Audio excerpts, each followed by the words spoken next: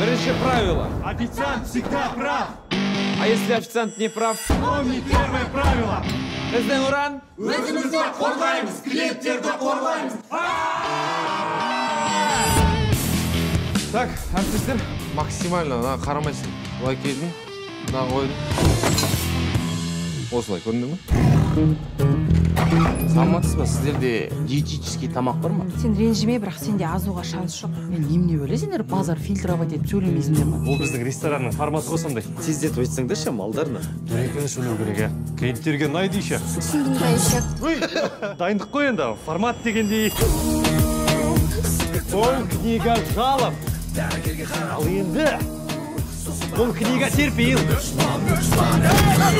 Туысқандардың бәрін басын жинап, ішіндегі бәрін шығаратын ресторан екен да. Не жейсің, тез заказ берші. Сен өз клиентпен қалай сөйлесесіз? Клиент бізде әлде қандай болмаңдаршы. Сторис сүресіздер қайтасыздар. Кафенің форматы сондай ғой? Ондай формат үйде де жүрді.